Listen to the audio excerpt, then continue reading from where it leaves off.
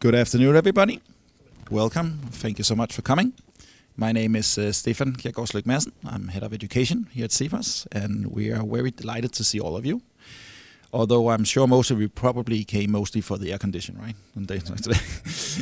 Of course, that doesn't count for the people watching at home online. So welcome to them as well. They must provide their own air condition. Cannot take care of that.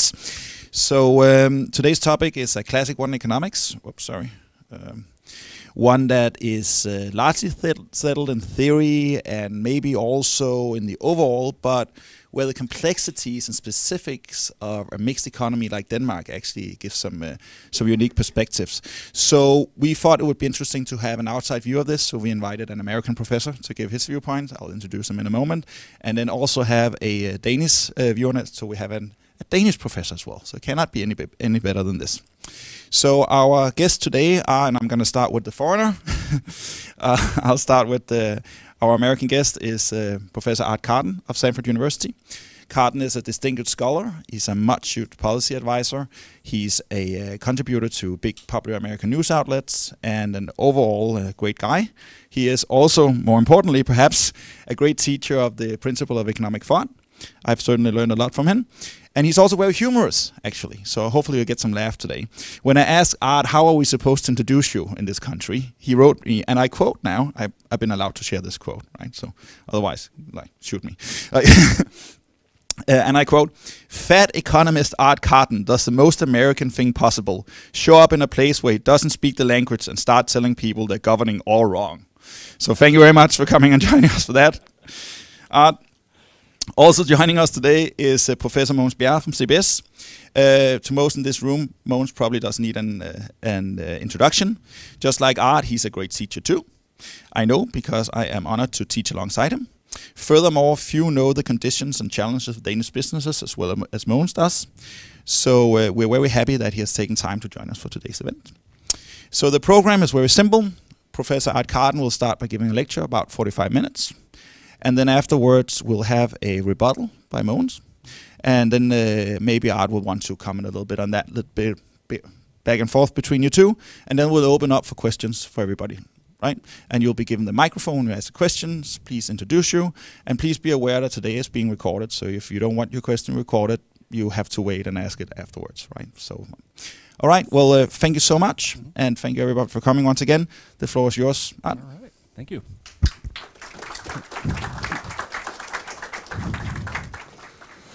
All right, thank you all for joining us. This is my second trip to Denmark, and that makes Denmark the first European country I've visited twice. I have really enjoyed my time here. Had a wonderful game, or a wonderful evening last night at the football match. I now am a FC Copenhagen supporter, I suppose, and all right. And if you know anything about American fans of European soccer, it's a big thing to support a European soccer team. And the difference now between me and most American fans of European soccer is I can say that I support a team in a city I've been to and can locate on a map. So these are a couple of big things. I've got my kids some FC Copenhagen stuff, and I'm really excited about getting to take that home to them.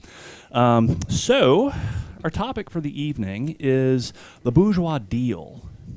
It enriched us, and it will enrich our descendants if we let it. This is based in part on a book that Deirdre McCloskey and I published about 2 years ago, titled "Leave Me Alone and I'll Make You Rich: How the Bourgeois Deal Enriched the World," paperback coming out in November. My aforementioned children are very hungry, and I can make about $1 per copy. So buy many and subsidize their eating.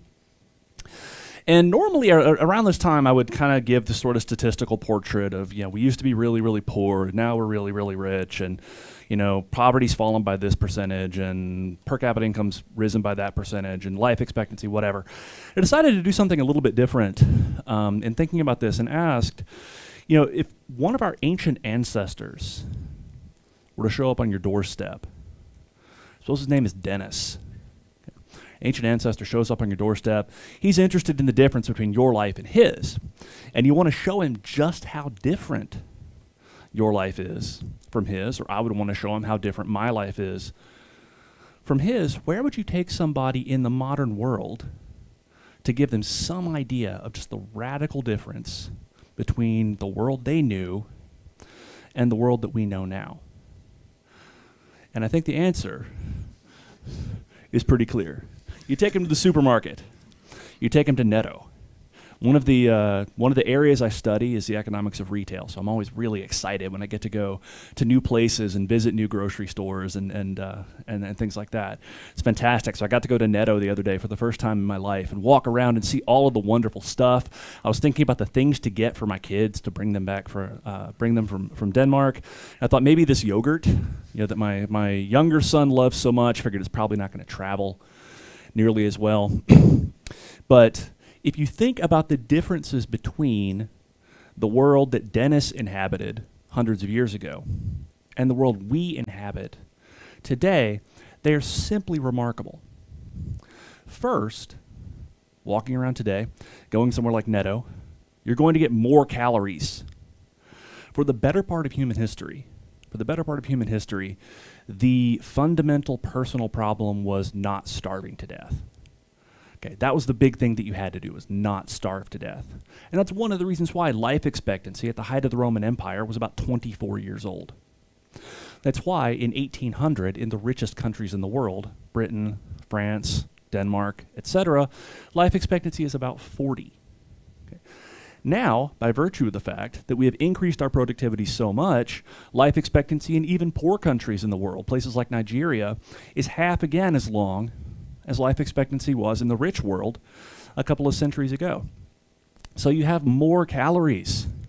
Indeed, you have so many more calories that the fundamental problem facing low-income households in the United States and Europe is not starvation, it's obesity.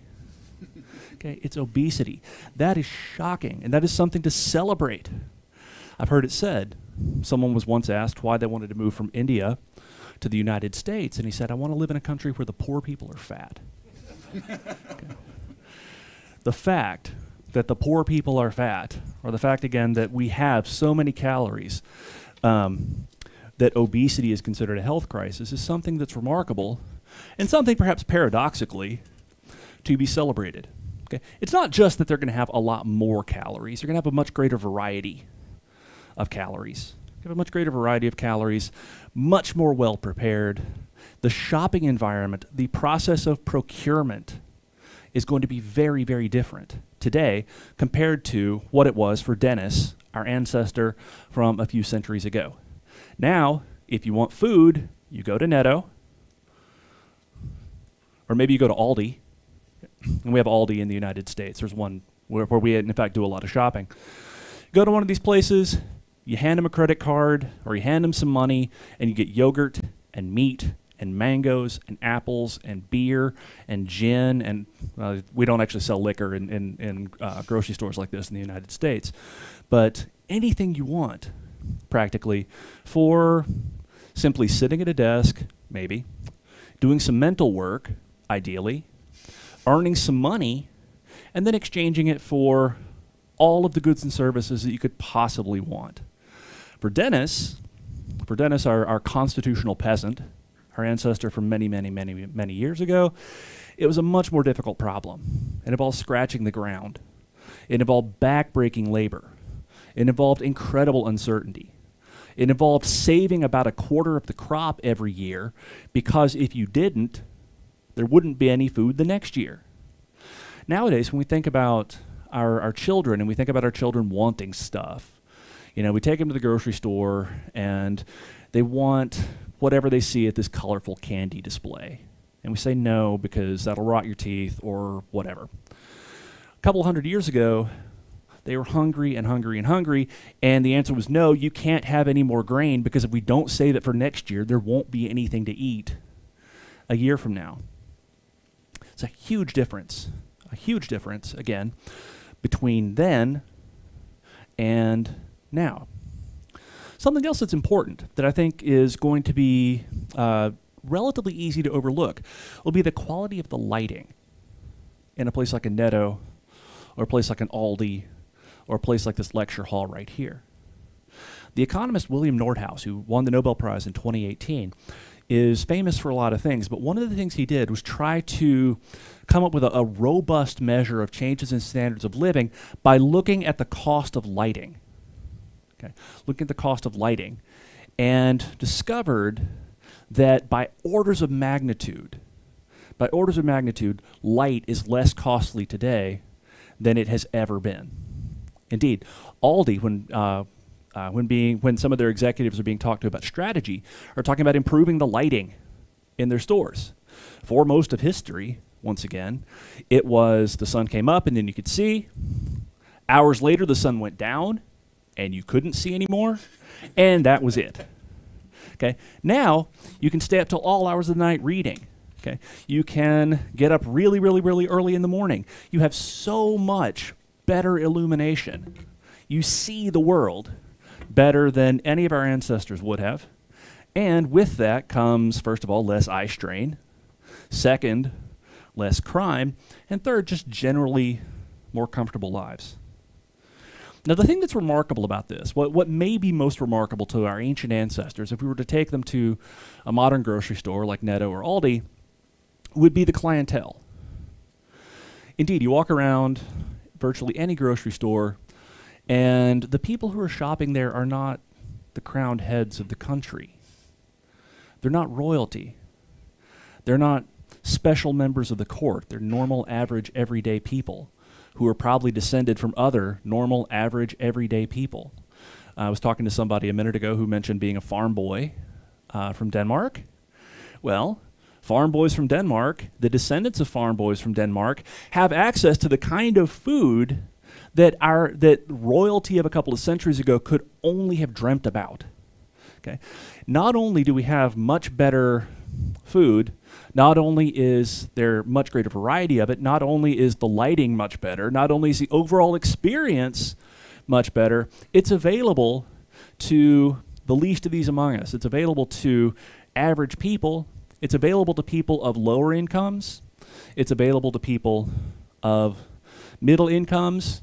And it's available in abundance, unlike anything that the world has ever seen. So why did it happen? Why did it happen? So McCloskey and I write a book about what we call the bourgeois deal. And the title of the book is Leave Me Alone and I'll Make You Rich. In short, it happened because of economic liberty and social dignity for innovators and entrepreneurs. People coming up with newer, better ways to do things. People coming up with newer, better ways to run businesses. For most of history, innovation was a bad word. For most of history, innovation was a bad word. To innovate meant to introduce unorthodox readings of Scripture. Now, innovation is something that we embrace. Innovation is something that we admire. Innovation is coming up with better ways to do things. If you think about the language that people use, over time, innovation came to mean something wholly different. Novel came to mean something wholly different. Everybody today wants to be a disruptor.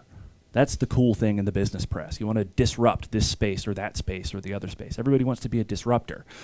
This type of disruption is something that we embrace, not completely, but more than our ancestors did, and that then gives us economic growth unlike anything that the world has ever seen. Now then, there are some important elements to this. Leave me alone, and I'll make you rich. You can think about the bourgeois deal as kind of a three-act drama. And here I'm borrowing from my co-author, McCloskey. In the first act, someone says, tell you what, let me try new things. Let me do something new. Let me try to figure out a better way to do whatever it is that we're thinking about doing. Let me keep the profits if I succeed. I reluctantly agree to bear the losses if I fail. I recognize that if I am in fact successful, people are going to come in after me, and they're going to try to imitate. They're going to try to get in on the deal. By the time all's said and done, in Act 3, I will have made myself very, very rich. I will have made an enormous amount of money, but I will have made all of you rich as well.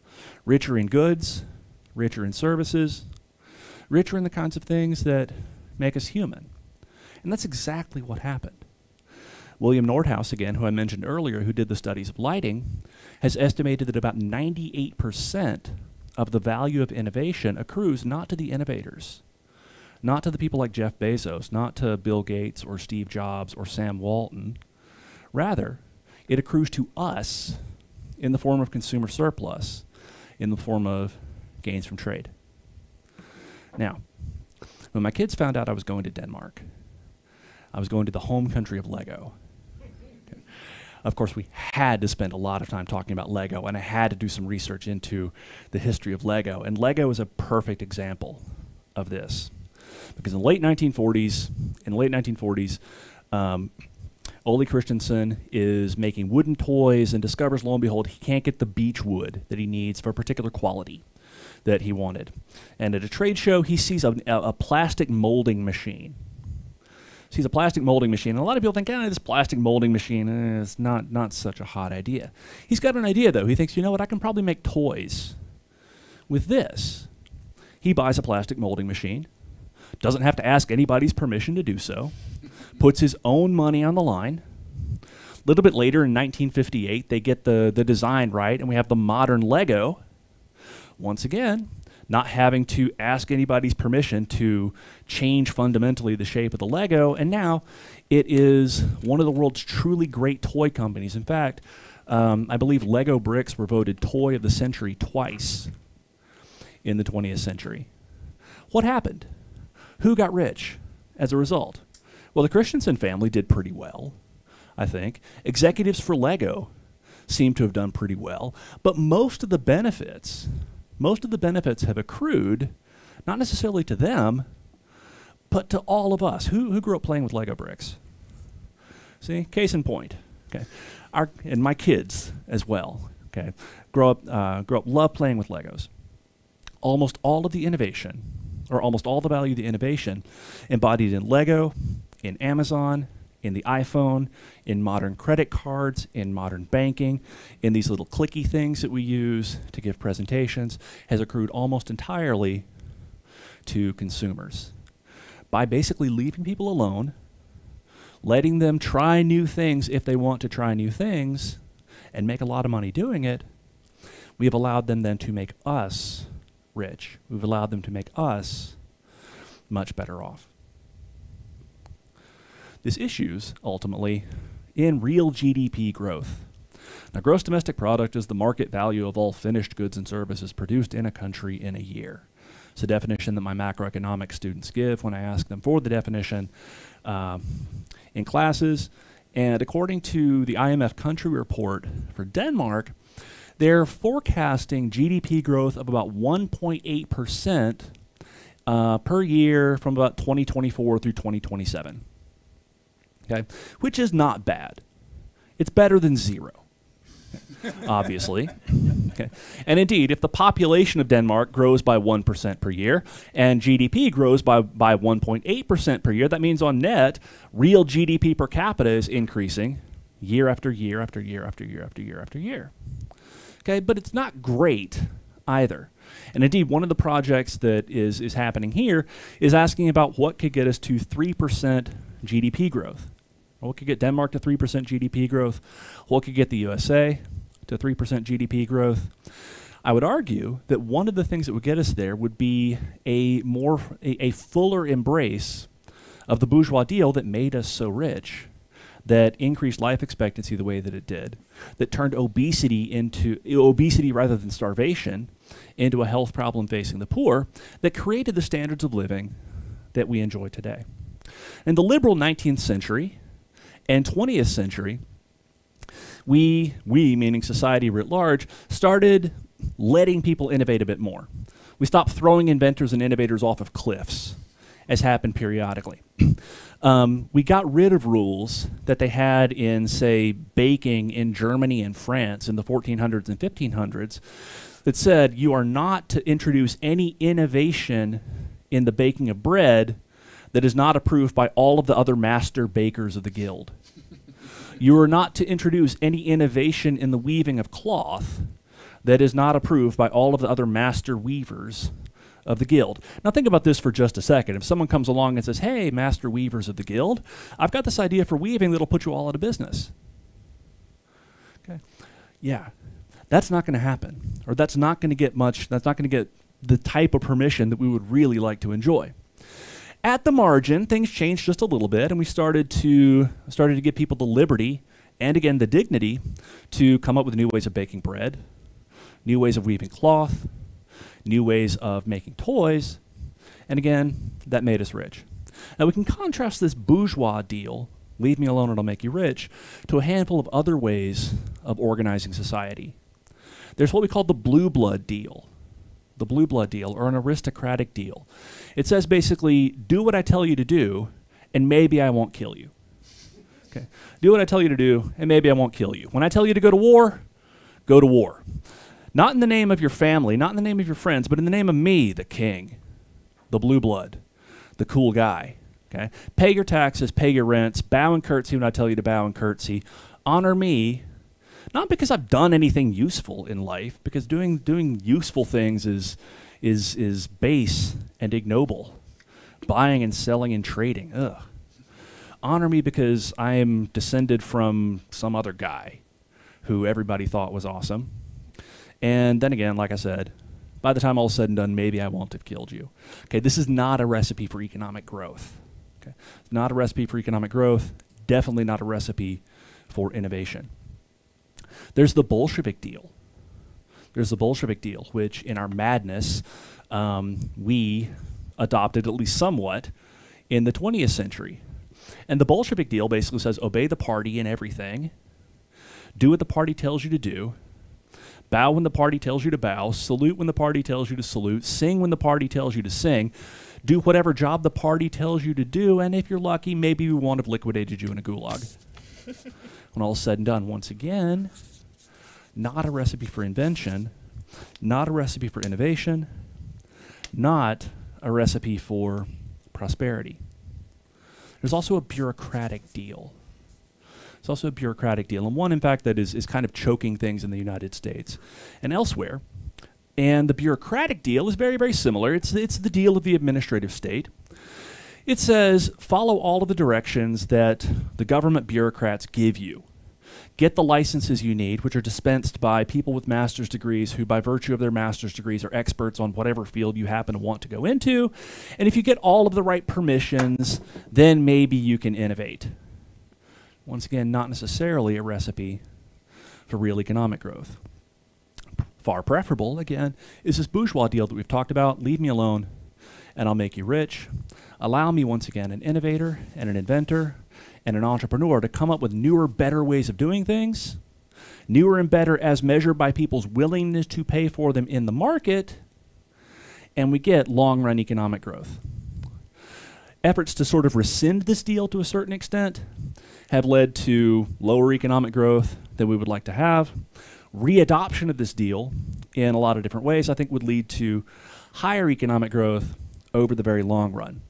And one of the sectors that I study is retail. Now, one of the things that's fascinating about retail is now the OECD, over the last several years, has put together a number of indicators of product market regulation in retail distribution. And so here, I've got the Scandinavian countries indicated in red.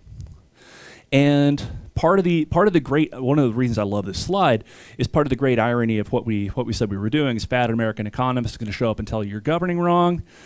It turns out that by OECD indicators of product market regulation, let's see, the retail market in Denmark is actually freer than the retail market in the United States. Okay, according again to OECD measures of product market regulation. Okay, so one of the things when I get home, and people ask me about my trip, I'll say, "Oh, I've spent a lot of time in a free market paradise, Denmark." Okay, they got high taxes and a giant welfare state, but apparently, oops, but they don't have the same. They don't have as much regulation of the retail and distribution sector as we have, and by God, we could learn a thing or two from them. There's one very conspicuous exception, however. There's one very conspicuous exception to the quote-unquote, to the relatively free market in retail, and that is the way that Denmark regulates land use and land use planning, which unfortunately is something that this unfortunately is the lesson that Americans seem to be taking from the European economy. Say, oh, they regulate land use, we should do the same thing. No. Let's have the free market that they have, and this is the way that Denmark regulates land use planning has led to reductions in retail productivity, ultimately increases in grocery prices, and ultimately reductions in Danish standards of living and elsewhere. Now, I started the talk by asking, where would you take an ancient ancestor if they showed up and they wanted to know how your life is different from theirs? In Denmark, the answer would be, well, my initial answer was Aldi. Then Stefan told me, I should go to Netto, because that's apparently where the cool kids shop. So, okay, fine. So we did that. We used that as our example. In the United States, the answer would be Walmart. The answer would be Walmart, a Walmart supercenter. If you've ever been to a Walmart supercenter or a Carrefour or a Target or any store like this, it is unbelievable. It is unbelievable. Anywhere up to 200,000 square feet of space stacked high with all the goods you can imagine, all the stuff you can imagine. Food, unlike, again, anything our ancestors could have imagined. Office supplies, unlike anything our ancestors could have imagined. Clothing, unlike anything our ancestors could have imagined. The ability to take a hot shower and dry off with a towel. Okay. Something our ancestors could not have imagined, something that's available for a couple of dollars, or an experience that everybody can have at a relatively trivial price in the United States. With, once again, the clientele shopping at Walmart not being people who are descended from gods and kings, but rather people who are descended from peasants and slaves. Indeed, if you go to the Walmart in Birmingham, Alabama, near where I live, excuse me, and you observe the clientele, once again, this is not the upper crust of society. The people who access this cornucopia are normal, everyday, average people from the lower classes, lower middle classes, etc. Once you go upper class, then you shop at Target, or you shop at any of a number of other stores. But the major difference, I think, is that we have again, when you look at a store like Walmart, this cornucopia that's available to even the least of these among us. Unfortunately, that's not an option, as I understand it, in Denmark, because land use planning keeps stores artificially small and keeps the retail sector artificially unproductive relative to what it could have been. Which leads us to a question. Why might we be afraid of Walmart? Why might we be afraid of Walmart? Or why might we be afraid of Target? Why might we be afraid of large-scale retailers? Well, the stories that get thrown around, or the stories that get told, concern the relationship between large retailers like Walmart, Target, and Carrefour, and small businesses. They're going to come in, they're going to take all of our jobs. Okay, they're going to come in, all of the small stores are going to close. That's going to reduce employment, that's going to reduce prosperity, it's going to hollow out downtown, it's going to destroy cities, et cetera, et cetera, et cetera. And that's why we can't have or shouldn't have giant retailers. Okay. Here, I'm going to talk for a couple of minutes about the American context specifically, some of the claims that get made in the American context and what some of the evidence says, and why I think we can be fairly confident that that evidence might translate to the Danish context. In American retail, when Walmart enters, there's not really much of an effect on employment. Okay, so the number of jobs that are created, there's a slight reduction perhaps in retail employment, but there's a lot more in life you can do than retail. There's a lot more in life that you can do than retail. So this idea that we're going to completely hollow out the job market is not supported by the American evidence. What about wages?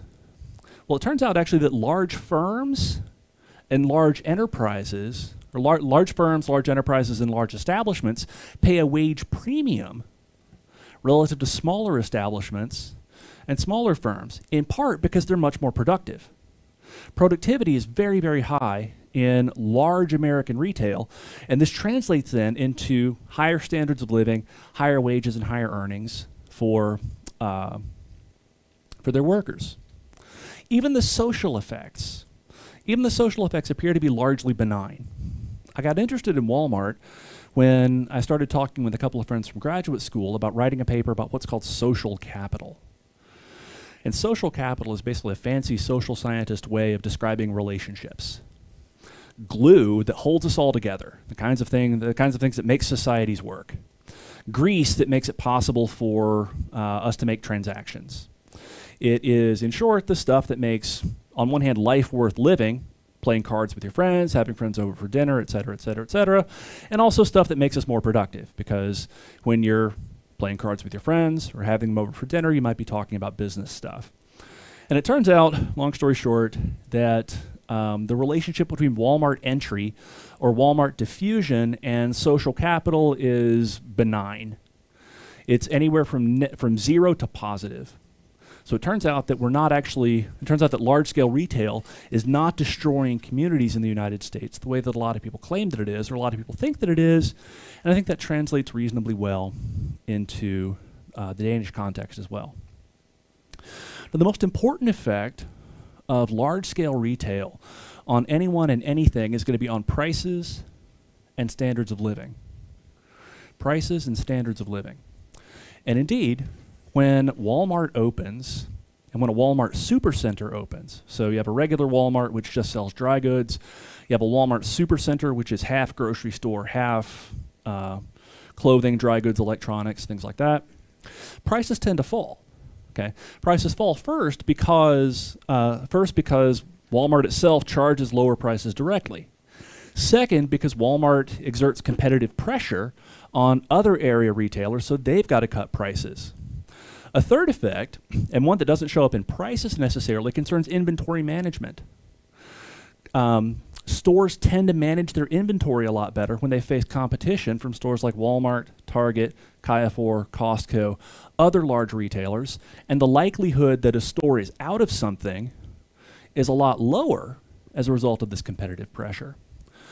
What's interesting is we get a reduction in prices of 1 to 2%, with the largest reductions in prices happening at stores that serve primarily low-income consumers. Okay, the largest reductions in prices from Walmart's competitive pressure in the United States come primarily at stores that serve relatively low-income consumers. So the beneficiaries of Walmart's expansion, the beneficiaries of Walmart's entry into a market are not necessarily Walmart's shareholders. Those shareholders do pretty well. It's the poor. It's people of relatively modest means whose money now goes farther as a result of the fact that the retail sector is more productive, as a result of the fact that they have more options. In a 2019 paper, some of my co-authors and I looked at the relationship between the diffusion of Walmart supercenters and food security. It's a big deal in the United States. We have what are called food deserts all over the place. And the definition of a food desert strikes me as relatively arbitrary, but we've collected a lot of statistical data in the US on what we call food security. And it basically asks questions like, did anyone in your household skip a meal last week because you couldn't afford food? Did any of the kids in your household skip meals last week because they couldn't afford food? We look again at the relationship between the diffusion of Walmart supercenters and food security. We find that we actually have higher food security as a result of Walmart supercenters opening up. Once again, this is a benefit that accrues primarily to people of relatively modest means. It doesn't really benefit me that much because I'm already food secure. Okay, you can probably tell. However, it benefits primarily the people who live a few blocks from me in a housing project who have a much lower income and really need to stretch those dollars a little bit farther. Let's translate this to the Danish context. It's been estimated that Danish grocery prices are about 41% higher than the European Union average.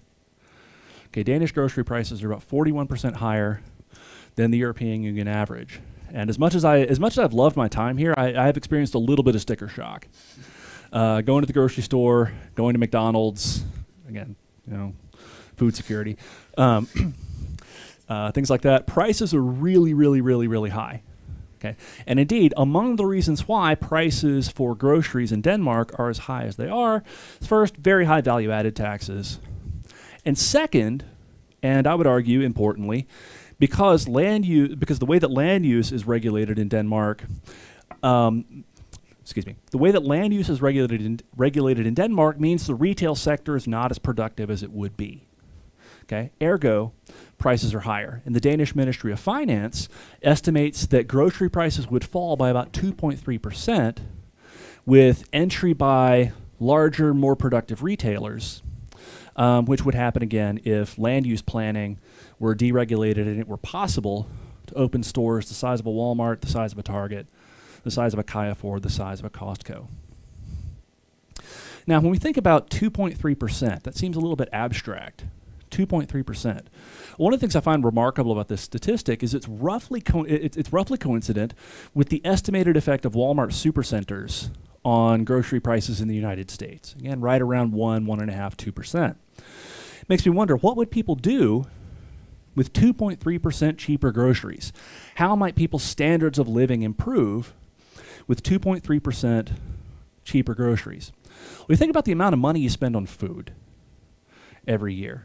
Okay, multiply that by 0.977 to give yourself a 2.3 percentage point discount. Again, my kids are age 14, 12, and 10, so our grocery budget is astronomical. 2.3% of what we spend on food every year is a tidy sum, and I imagine that's also true for most Danish households. Well, again, one of the things I got to do during this trip to Copenhagen was go to the game last night at Parken.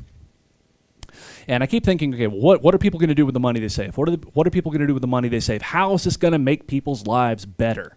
Well, just one simple example of something that presumably people might have done with the money they might have saved from paying 2.3% less for groceries. Maybe some of these seats here at the stadium would have been full. Okay. Now that might sound trivial. But that can be kind of a big deal. Going to soccer games is a lot of fun. Okay. If like I did, I grew up going to baseball games with my dad. Like, these are really, really, really, really meaningful human experiences that are not necessarily to be gainsaid, and that I think really matter a lot more than we might at first think. Now, of course, it's not just soccer games. Obviously, there's all sorts of other things people could do with their saving. But I see these empty seats at the stadium as sort of an indicator for what we lose because we're paying too much for groceries. Now, what's going to stop it? Because it seems obvious to me that you just need to deregulate the grocery sector even more. It seems obvious to me that I need to go back to the United States and say, hey, you know what? Our land use regulations are more or less okay. But let me tell you about all this other stuff that Denmark does way better than we do, so that we can actually have a free market in grocery retail. What's going to be stopped, generally, or it will tend to be prevented by a strange coalition of what we call bootleggers and Baptists. And this is a theory of regulation that was developed by an economist named Bruce Yandel, who teaches at Clemson University in South Carolina. And in the early 1980s, he came up with this to describe some of the peculiar characteristics of regulation that we observed in the United States and that we observe around the world. And he asked us to think about alcohol prohibition in the United States.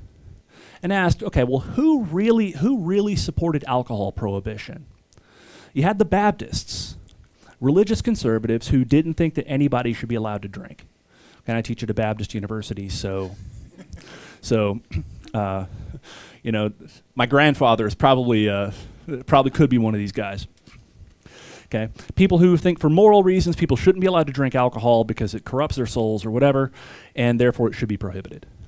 Okay, you also have a group, the bootleggers.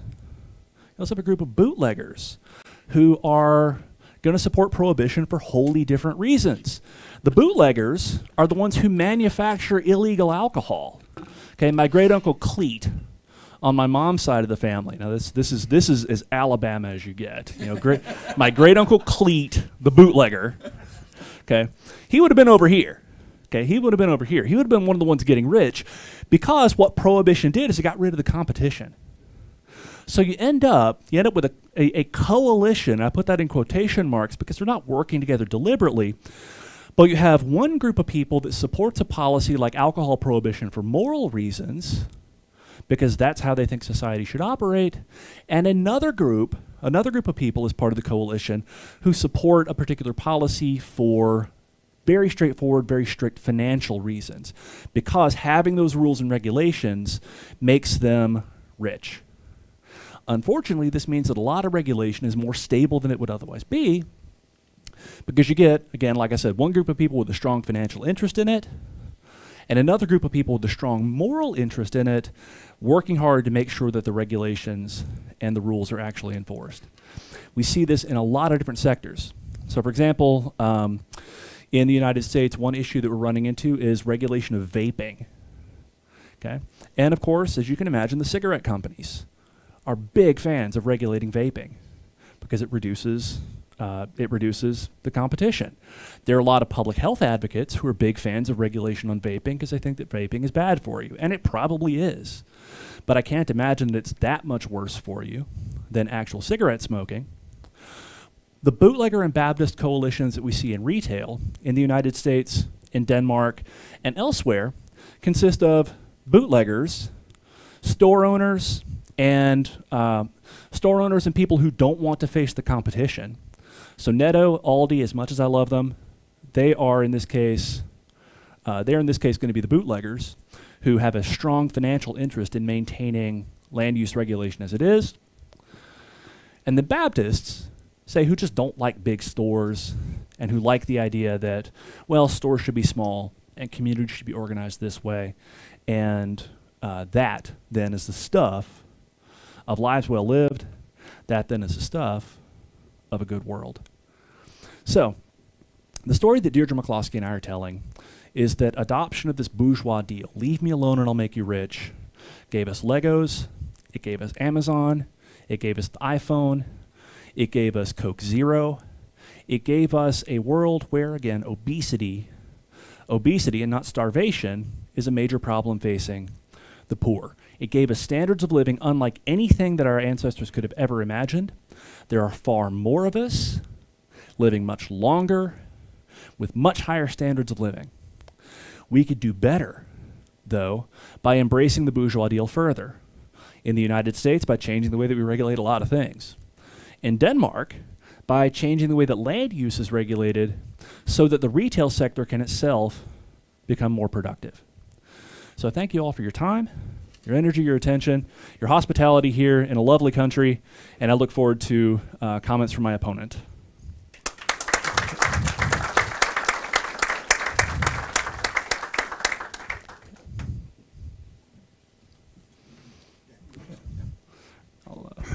So now we have Mogens Bjerre, who will be presenting opposing views to Art's talk. Welcome to the stage. Because I started my career in around retailing, building retail chains as a consultant and as a store owner, etc. So I've been loving that idea of the small store. Okay. But I changed my mind some 15 years ago. Just before I entered the work with the new plan law, or the planning regulations that you're referring to. And I was a keen believer in the fact that liberalization was the way forward. But we did some scenario testing, and it turned out that it would kill a lot of stores. So today I'm actually on the opposite side. And I think that one of the things that we might be looking at here is also look at some of the social costs and some of the costs that we have when we see what's happening around in some of the cities where you have the big stores. Because we have seen the allocation of land for big stores in different types, not only just in fast-moving consumer goods, but also in furniture, IKEA, for example, electric components, power, etc. And what we see is that they suck up the turnover from the existing stores, and that is the purpose, of course. But what they do is actually also that since they operate in a way where volume is the key to their profitability, they need bigger space. They cannot fit into the infrastructure that we have here.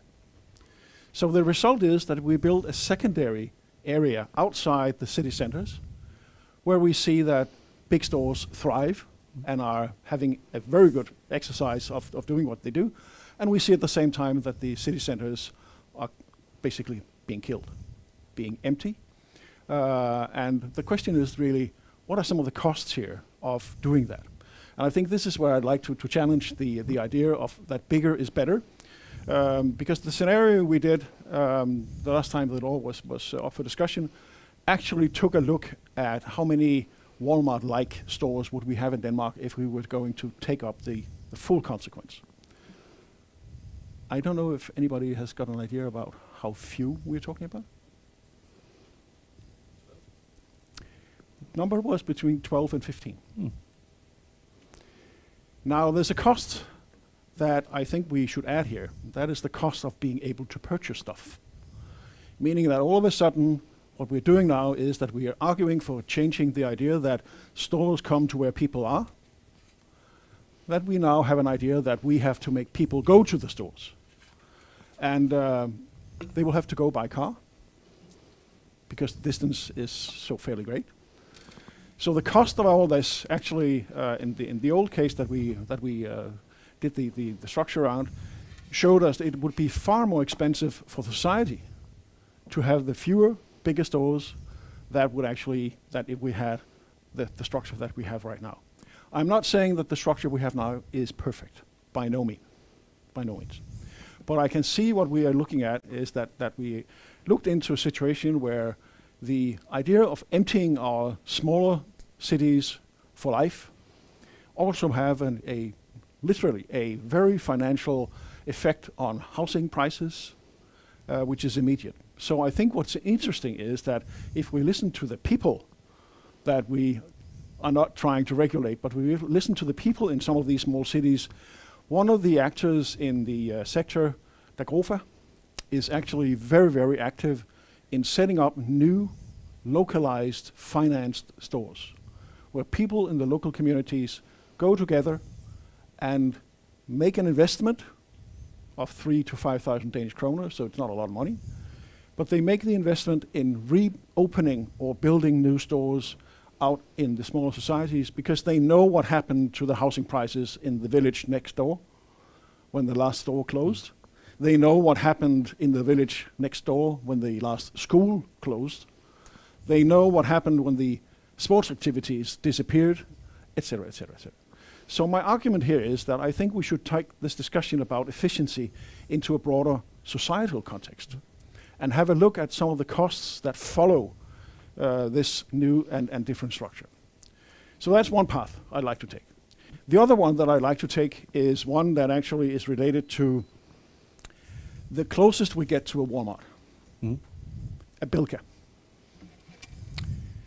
Selling Group's flagship. Well, in terms of store size, yes. In terms of financial results, not so much. Bilka has actually not been able to live up to the performances of the two other retail chains that Selling Group is operating, Føtex and Netto, by the way. And in this case, Netto, with the biggest number of stores, the smallest average size of stores, is by far the most profitable retail chain we have in Denmark. So the question is also, where do the money go? And I think there's one point that I'd like to add, just to add, according to the 41%, and that is that we also have a set of square meters allocated for retailing, especially in fast-moving consumer goods, which is higher than the EU average. Actually, the average in the EU would say that we would reduce the number of stores in Denmark by approximately 23 to 24% if we were to get down into the number of square meters per capita as we see in some of our other countries. Every one of you who've been to Norway or Sweden, especially if you're not in the big cities, will know what I'm talking about if you reduce the capacity of retail square meters below the EU average, because Sweden and Norway is actually somewhere between 25 and 35% lower than the EU average. You drive 50 kilometers or even more to get to the closest store. which, by the way, is a small one, because it only supports a very limited number of people. But we do see it in Sweden. I've been consulting some of the real estate owners in Sweden and on this case, and it's really interesting that you actually see that you have regional city centers outside the cities, by the way, focused around an IKEA typically, because IKEA invests in these operations. And what have they done out there? Well, they've set up not only bathing facilities, they've set up parking lots with guards to safeguard the people who drive down to purchase things, and they stay for a full day. So you also have a hotel. And you have this whole structure, which is actually a very different idea about what retailing is. So I think one of the key inspirations that I got when I read your paper, and I really love the idea about Dennis, was actually that maybe we should also take a look at the consumers that we actually have today. Because when you ask Danish consumers about what they want a store or a facility nearby. They also want low prices. And they think that Netto has low prices. And I underline think. Because the average prices in Netto is actually higher than a number of the supermarkets if you consistently go for the weekly offers that they have. And in this case, I actually had a colleague who unfortunately passed away a few years ago, but he did a study that I really admired. He did it only for private use, but we as his colleagues benefited immensely from it, and I still benefit from it, because he took all these weekly flyers from all the retail chains. And one of the things that we might have is also an abundance of different types of retailers. And then he said, well, they have coffee. The coffee is on offer this week. And then he looked at the specific retail chain, and then he said, when does it show up again? And he did this with a number, I think 400 different SKUs, stock keeping units. And after he'd done that, he systematically found out when is coffee, when is beer, when is milk, when is whatever on offer. So his normal price is the offer price, because he stocks up every time. And if you do that consistently, if you're such a smart consumer, if you may call that smart, then you will actually see that Netto is quite expensive. The statistics we did that 2 years ago actually showed us that Netto was somewhere between 15 and 18% more expensive than if you did it the other way around. So the question is also, to me, being in a country where people hunt for offers, and some 33% of our consumers actually say that the most important point for them is price, and that's why they love Netto. Because they can understand the concept of everyday low price, which I believe is also the concept of Walmart. So question is really, are they being cheated in Netto or not? I'm not saying that they are, but I'm just raising the question that depending on how we look at these statistics, we might see some different arguments coming up. The other thing that I think is interesting is a more political one. And that will be my last comment here. And that is the question of what kind of society is it that we'd like to have? Would we like to see our constituents, our citizens, move close to bigger cities? Would we like to see them not being out in the farmland? Would we like to see that this whole structure of the idea that this small country is built around small cities originally? That could be where you have the Baptists. I really like your idea about the bootleggers as well, because when you look at the industry, the question is actually that the bootleggers is not such a strong idea in Danish retail, because we actually have some who argue for the removal of the land regulations. That would be Salling Group. And they would certainly use that to build more Bilka, so they've said that for many years. And the opponents to that actually are the small retail organizations. That would be Co-op, and that would be the DSK, the Merchants Association. They fight it. So we also see an industry which is do not agree that this is good or bad.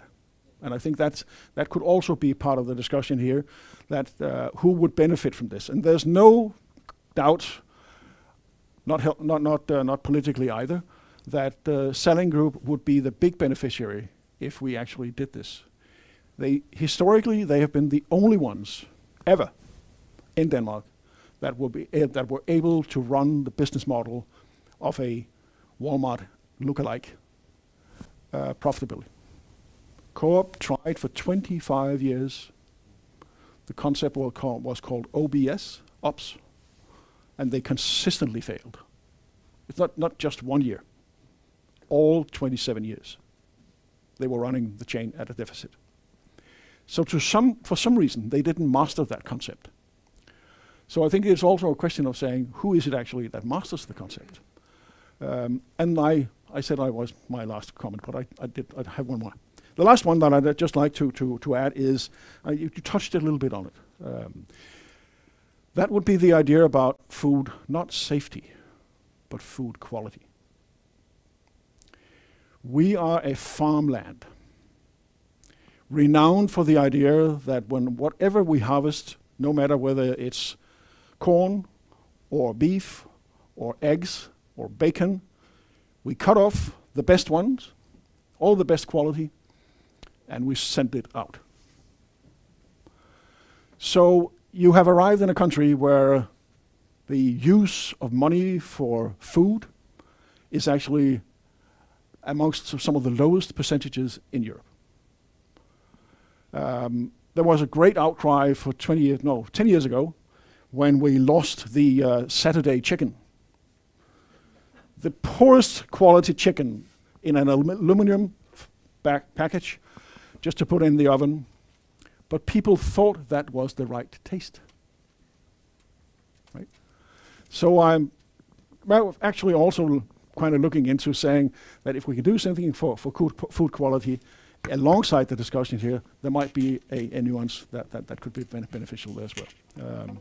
But I think the two standpoints are extremely interesting, and I think that we do see a mix. And my last point will be that we also see that the EU Commission sees a balance between the discussion and the points that you are laying out, and some of the things that I'm saying, because they do see that we need size and we need bigger entities to have efficiency. What's interesting is that they consistently, across sectors, have an idea that no one single operator should have more than some 35 to 40% of the total turnover, because then we enter into monopoly-like situations. So the balance is there, and I think that is where we need the politicians to help us to find the right balance. Because I'm not so sure that if I look at the American development, that I see that as being more beneficial than the one that we have here. And that is not that's not going into the discussion about what happens politically in bigger cities and what happens in rural parts of the country. So I think there's a lot to be discussed and a lot of opportunities for getting new insights, and also to have a look at where will we take the structure, the infrastructure of the country. Will we leave it to private enterprises, or should we take a stand? And I think that's the key point.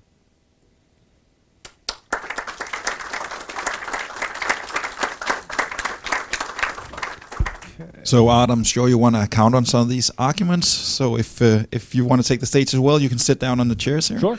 And then once you have gone back and forth a little bit, we'll open up for questions. So if you have questions, start thinking about them, and we'll pass the mic along. Yeah, so cars are the elephant in the room. And that's something I did not bring up really in the talk, and I appreciate you making that point, because the argument completely, or the argument for large scale retail completely falls apart if the argument is we should also build lots and lots and lots of roads and gigantic parking lots and things like that so that we can have American style retail. So no. One of the things I've been saying over the last couple of days is that I keep thinking about how much my 14-year-old son would just love it here because he rides his bike everywhere, and I love just being able to walk to all sorts of different places. What would ultimately happen, and the ultimate argument that I'm trying to make, is that by relaxing land use restrictions and not giving anybody any subsidies, not saying, okay, come on in and then we'll build a 4-lane superhighway out to your store and whatnot, but to let people experiment and let what succeed, let what fails, fail. I know in the U.S. especially, companies like Walmart and Target are trying to open up in larger American cities, and in particular larger American cities with at least some European characteristics, and they're generally being prevented from doing so. So yeah, I would highlight that as I would hope. I think a point of agreement that that completely changing the country's infrastructure to accommodate a particular retail model is a bit of a deal with the devil. So that's not what I would like to see. I would like to see companies like Walmart, Target, Carrefour, et cetera, be able to try what they do, and if they succeed, great. If they fail, then also great. I think one of the comments that I made a few years ago about the Bilka, when they opened in fields just outside Copenhagen, there, it's one of the very few places where we actually have something like a Walmart within a shopping center. And I came across, there was a journalist that called us at CBS and said, what do you think about the new one? Oh, I said, the concrete Bilka. And in Danish, concrete is called beton, which basically means that it's the same, old-fashioned, no big deal, not innovative in any way or form, but just a copy of whatever they did before. And that one particular is not doing very well. And one of the things I think that we should comment here that could be really interesting is the regulations that we have keeping people from being innovative.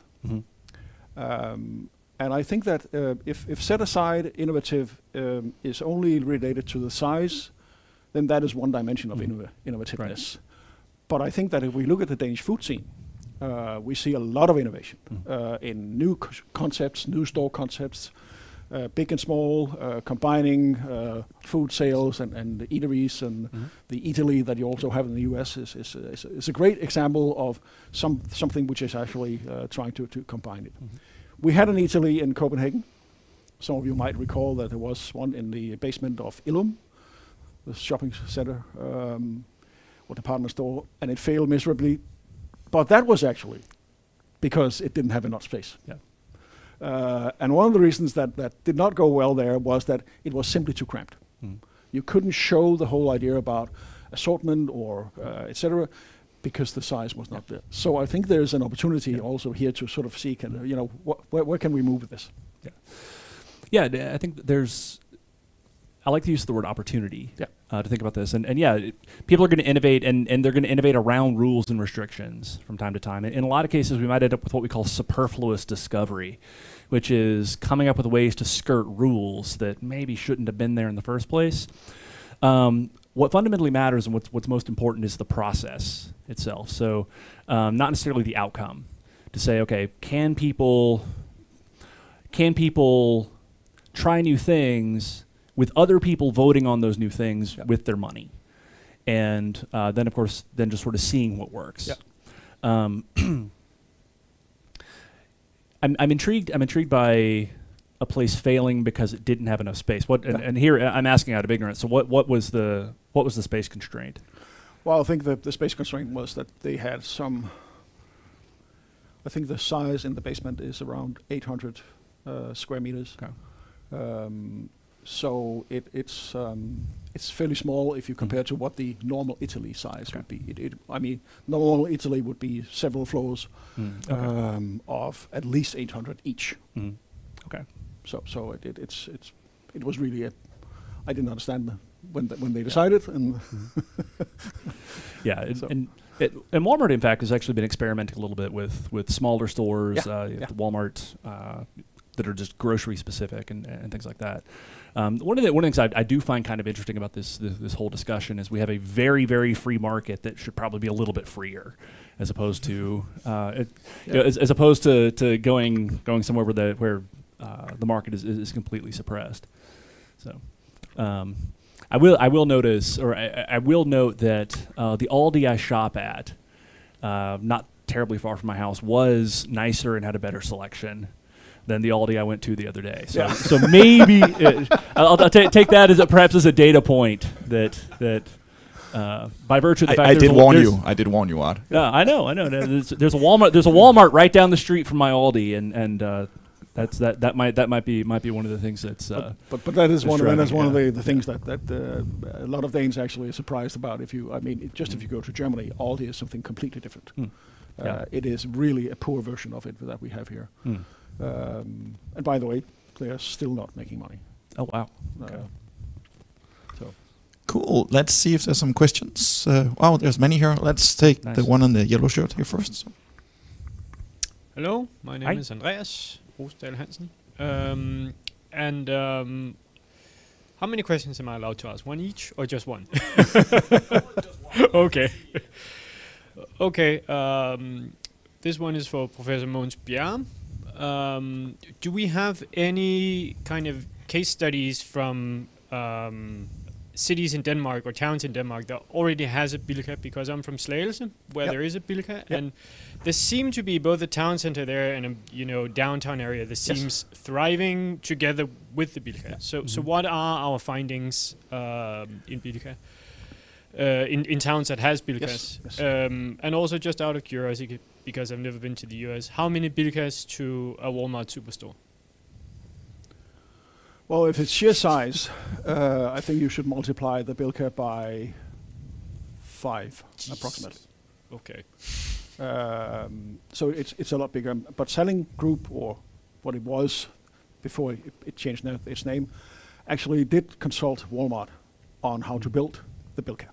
So it is very much influenced by the American idea originally. Slagelse is special because you have a local political constituency that actually has decided to give some opportunities to the inner city that we have seen in other areas did not actually go so well. But there's also an idea about how the other retailers react whenever a Bilka opens. I was involved in a law conflict around the Bilka in Horsens, which was basically the idea was that they were allowed to build 25 stores. That turned into one, a Bilka. And then the local fast-moving consumer goods stores, supermarkets, etc., claimed that they had actually been fooled by this, and they said that they needed to be compensated for the opening of the store. And in that case, we actually the case got all the way to the High Court, and we actually invented a word there that we called inability to compete. And the reason why we did that is because if retailing is a very dynamic business, especially fast-moving consumer goods. I mean, you really have to be on the beat.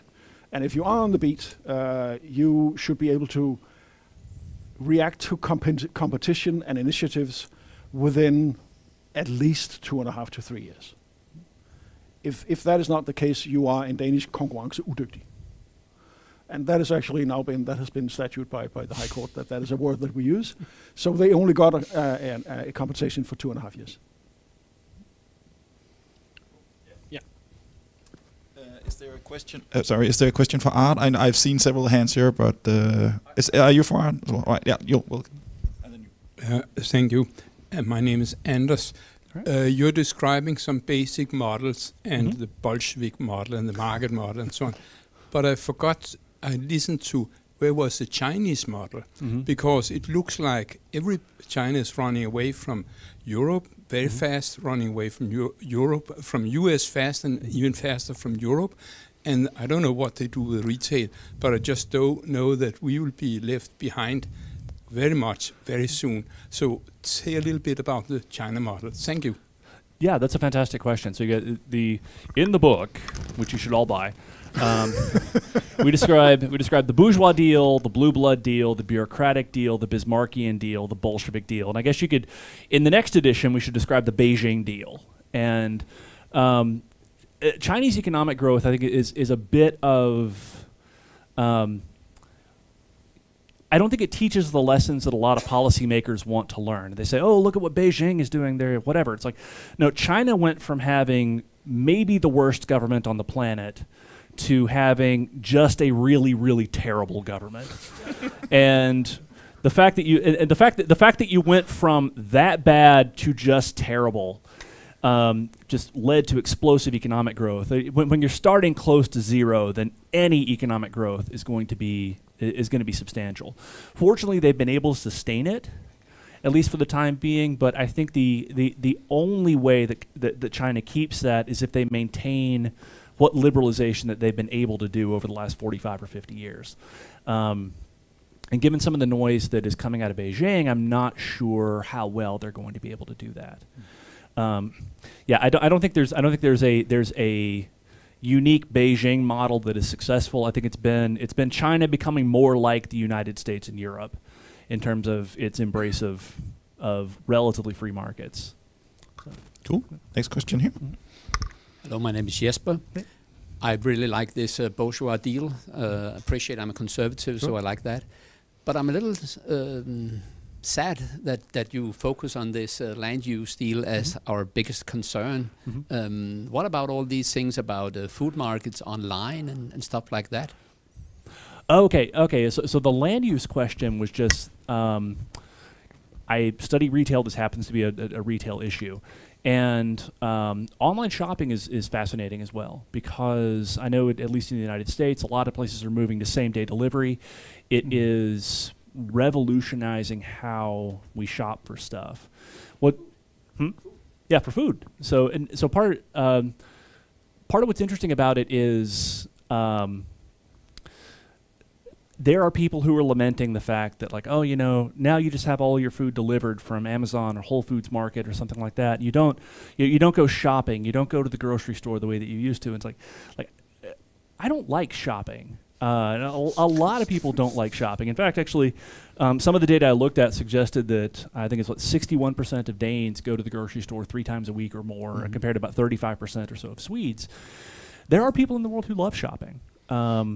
It is a big improvement, though, in a lot of people's standards of living if they don't have to go to the store, can instead have food delivered, and that is in fact one of the major costs of grocery shopping. Is the time that it takes to get there, the time that it takes to shop, the time that it takes to load the car, the time that it takes to, etc. I think that may end up actually making a lot of this discussion obsolete if online grocery shopping proceeds the way that it has.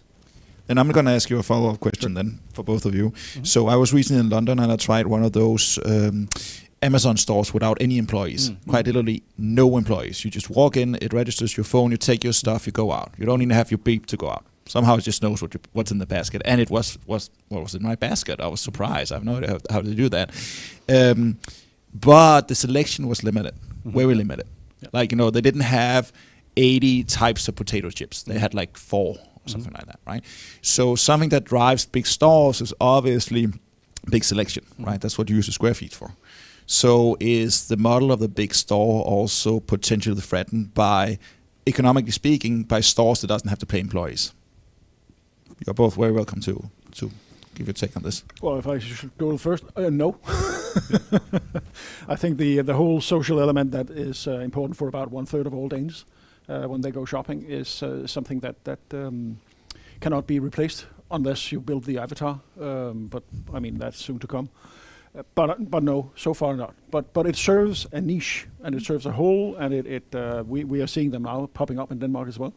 Not Amazon, but non-staff stores, and they do serve a need, but it's typically a very limited one, and also that's why you see the selection of goods is quite limited. Yeah, I think the equilibrium, if there is one, is going to be one where there's a variety of different retail formats that serve a variety of different needs. So, for example, a warehouse called like Costco where if you need 6 months worth of paper towels, you can go there and get them, or you could just have them delivered from Amazon or something like that.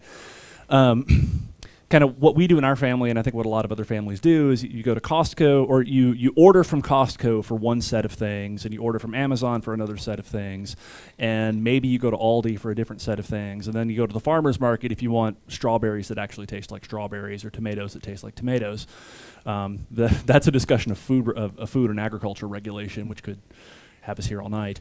I don't think that large stores are going to be threatened by like small Amazon stores, because there are people who want limited selection in some places, and at some times, and then there are also places and times when people want a much larger selection. So I think there's room for everybody in this market. Good point. So we're going to give it to this gentleman who was the first one who showed up, and I want to award that. So All right.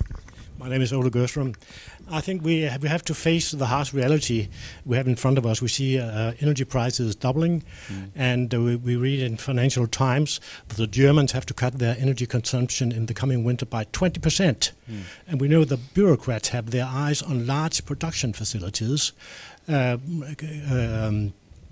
like here in Denmark, Rockwool for building industry, Arla for dairy products, are risking to be told that they have to reduce, or let's say if you order such a production facility to reduce their energy consumption by 50%. What do you think about that? What would you tell the bureaucrats who have these ideas? Whoa.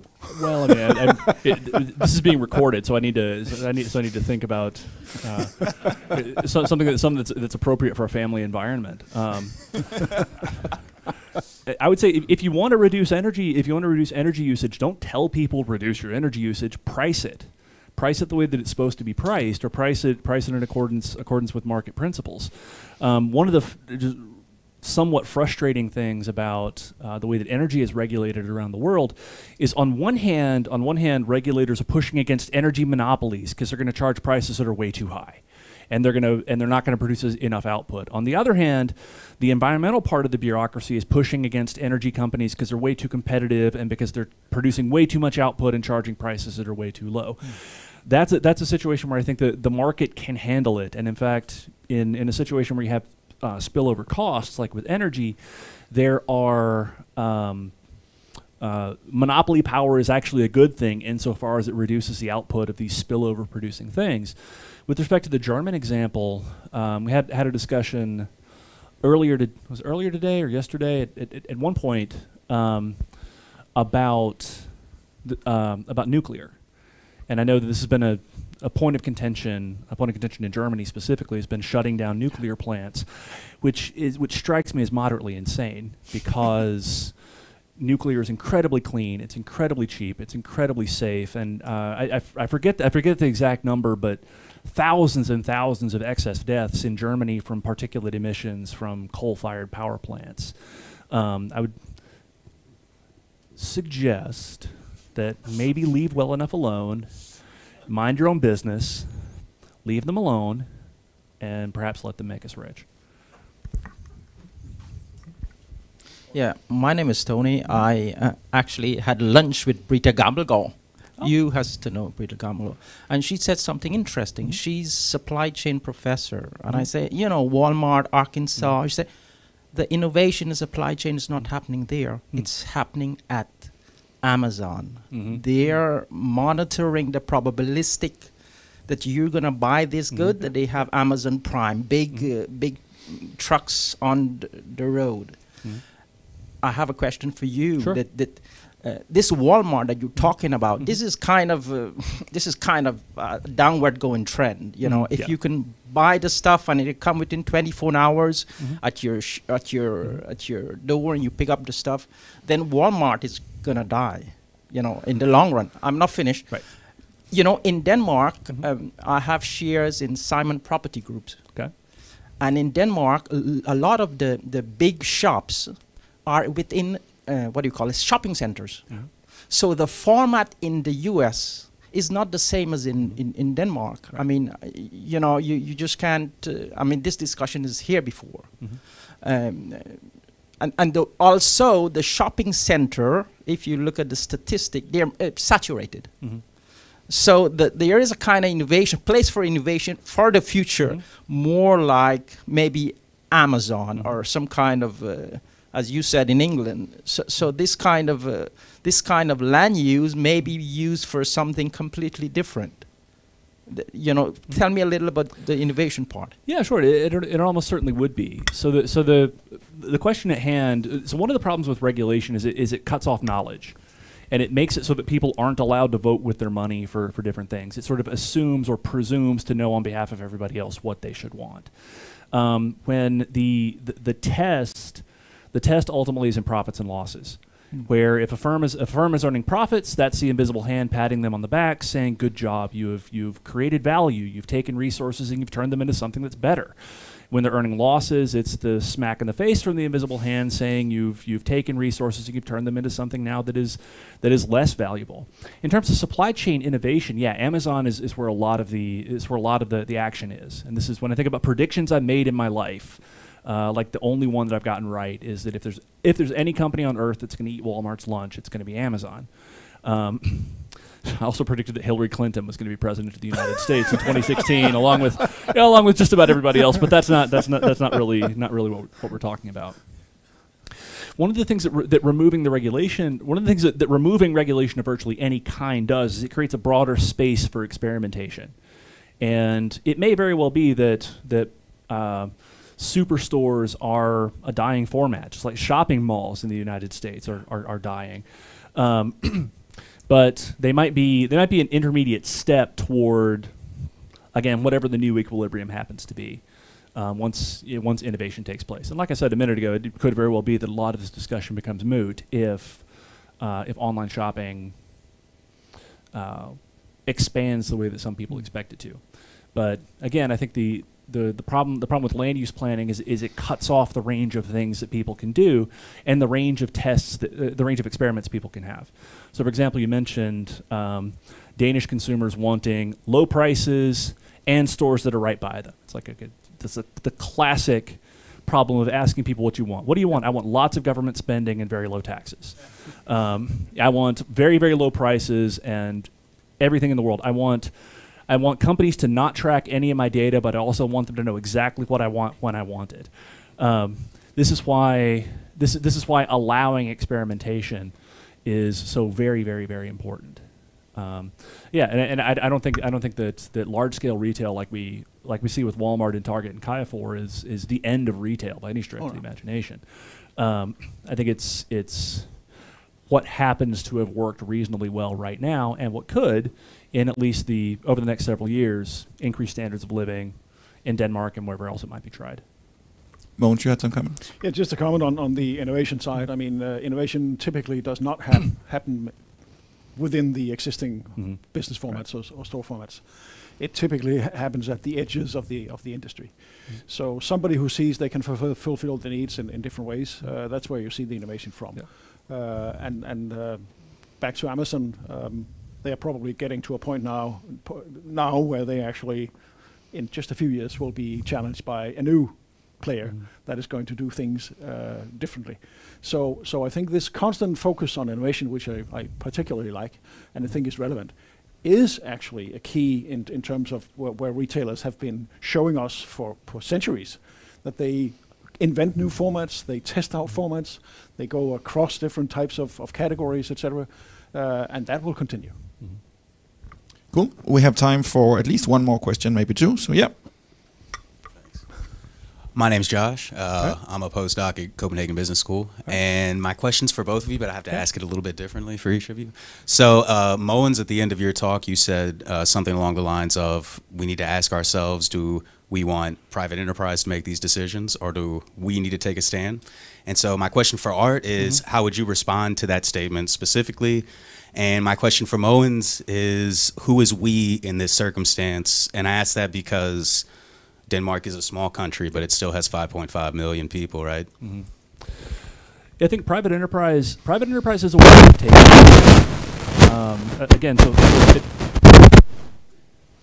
at a very fundamental level, at a very fundamental level, these profit and loss tests are tests of what people actually want, given given the constraints and the incentives that they actually face. One of the major. Oh, I'm sorry. Oh, this is my fault. I'm sorry.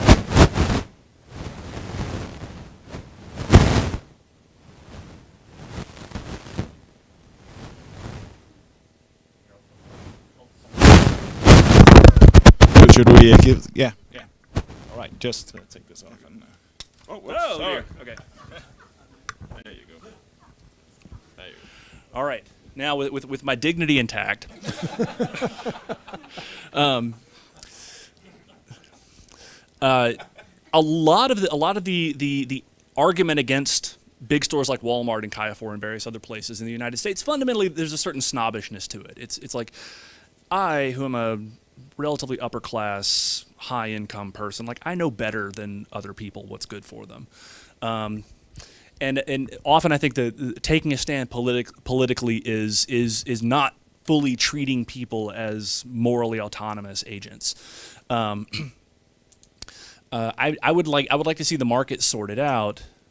With one of the points I didn't really raise in the second stage of this sort of 3-act drama that is the bourgeois deal, the innovators and entrepreneurs have to accept that competition is going to come along, and of course nobody likes competition, so they're going to do.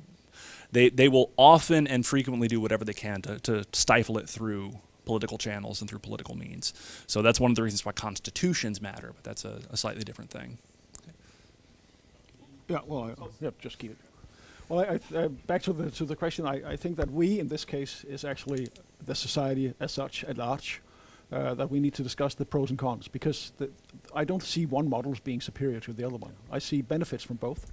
And I think that we just need to make sure that we understand the choices we make. And that's what I mean by we. So to me, it's a political discussion. All right, very last question. Yeah, way in the back here. Thank you. I have a question. You talked about 2 dimensions of competition, price and distance to the shop. I wonder how, say, selection choice or the number of products that you have in the supermarkets, if that is greater, not greater in areas where you have larger shops than it is in Denmark, where you have many very small shops, right? And then the second parameter is the externalization of cost. So the number of times you have to go to a supermarket where you show up and you cannot get everything on your shopping list because the shop is too small to keep everything in store.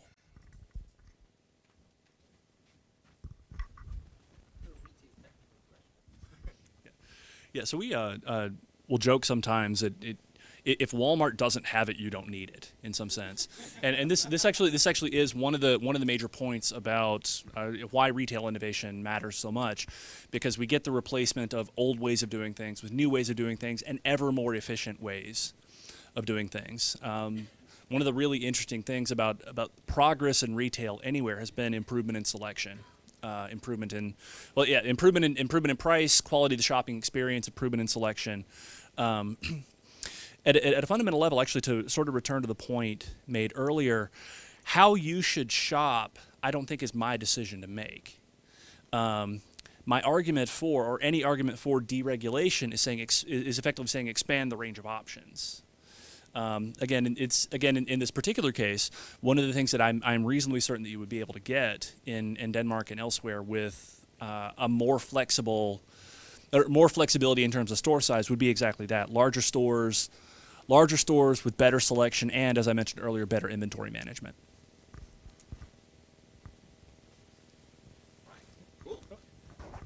Well, we are coming up on time now. Thank you so much for coming. Oh, there's one. Very last. We have 1 minute. All right. My name is Sven. My question is to Mogens. Mogens, with your experience in the Danish retail community, and with Art's interesting theory, leave us alone, and leave me alone, and I will make you rich. If at some place in Denmark, you said, here we don't regulate the retail market.